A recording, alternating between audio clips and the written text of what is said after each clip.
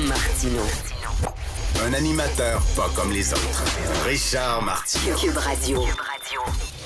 Bonjour, bon vendredi pour ceux qui boivent de l'alcool. Alors, merci d'écouter Cube Radio. Bizarre de une du Devoir aujourd'hui. Il y a un gros texte sur Céline Dion.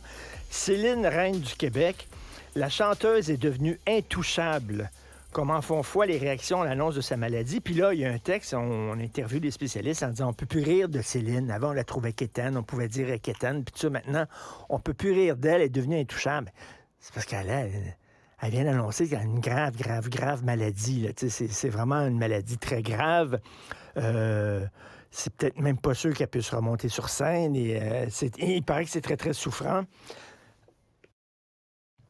Et là, on dit, on peut plus rire d'elle, on peut rien faire. Je trouve le timing un peu bizarre, mettons, pour publier ce genre de texte-là.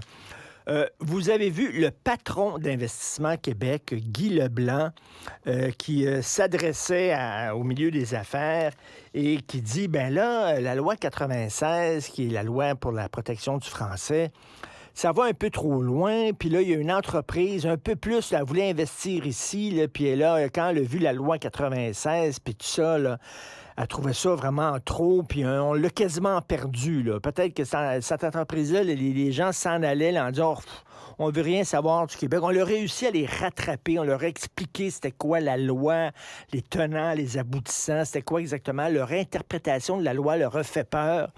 Finalement, elle a réussi à les réchapper. Puis là, il a dit peut-être qu'il faudrait des assouplissements à la loi. La loi 96. On voit Guy Leblanc, vous le savez, que c'est un ami de Fitzgibbon. C'est lui, Fitzgibbon, qui l'a nommé à la tête d'Investissement Québec. Et rappelez-vous, lorsque récemment, François Legault a annoncé qu'il allait avoir, au Québec, on allait avoir une immigration 100% francophone. Le premier qui a levé la main en disant « je suis pas sûr que c'est une bonne idée », c'était Pierre Fitzgibbon, qui disait « au point de vue de l'économie, je suis pas sûr que c'est vraiment bon d'avoir une immigration 100% francophone et tout ça ». Il y a au sein de la CAQ, il y a une tension. Hein? Il y a l'aile identitaire en disant qu'il faut protéger le français et il y a une aile plus économique représentée par M. Fitzgibbon et là maintenant par Guy Leblanc, le boss d'Investissement Québec, qui disent c'est bien beau la langue, l'identité, tout ça, mais il y a aussi l'économie, blablabla.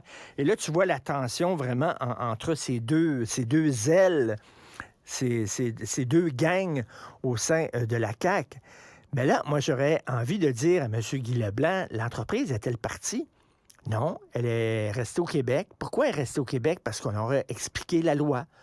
Hein, vous leur avez expliqué la loi en disant, regardez, c'est pas si grave que ça. Fait, finalement, quand ils ont su c'était quoi la réalité, qu'ils ont arrêté de fantasmer, d'avoir peur, de capoter, on leur a dit, regardez, c'est quoi la loi, voici pourquoi elle existe, blablabla. Finalement, ils ont décidé de rester au Québec. Donc, c'est correct. Alors, pourquoi il dit qu'il faut assouplir la loi 96? Je comprends que l'économie, dans la situation de pénurie d'emploi, puis tout ça, on n'est pas fou, on comprend, mais en même temps, Christian, on n'est toujours bien pas pour dire, au point de vue de l'économie, c'est important, fait qu'on va être plus mou envers la langue, je m'excuse, mais le français est en déclin, là. Le français aussi se porte mal. Oui, l'économie se porte mal, mais le français aussi se porte mal. Et si on ne donne pas un coup de barre, ça va être encore pire dans quelques années. Il va y avoir un déclin. Là, c'est même pas d'arrêter le déclin du français, là. C'est d'essayer qu'il décline le moins rapidement possible. C'est ça. Et là, de voir les gens qui disent « Oui, mais là, il faudrait se mettre à genoux là, parce qu'on fait peur aux entreprises. » Ben oui, c'est les entreprises étrangères qui vont nous dire comment nous autres protéger notre langue. Ils sont-tu comme ça, ces entreprises-là, envers, mettons, je sais pas, moi, l'Espagne? L'Espagne qui dit, ça se passe en espagnol chez nous, puis les communications doivent être en espagnol. Est-ce qu'ils disent, attends une minute. Est-ce que les Espagnols disent, attends une minute, là, on est peut-être méchants, là, on va peut-être perdre des investissements, on va peut-être perdre des entreprises qui vont décider d'investir ailleurs, donc on va y aller mollo sur notre langue. Ben non, ils se tiennent debout. Pourquoi il faudrait dire, non? C'est la même chose. Il y a un anglophone qui parle en anglais, 10 francophones autour de la table, on va se mettre à parler sa langue. Là, c'est une entreprise qui dit, ben là, je trouve ça trop difficile. Oh mon Dieu, on va perdre un investissement. Vite, vite, vite. On va assouplir notre loi pour que ces gens-là se sentent bien, se sentent chez eux. Désolé, c'est pas eux autres qui vont commencer à runner, à diriger le Québec. C'est nous. Et c'est important aussi d'essayer de contrer le déclin du français.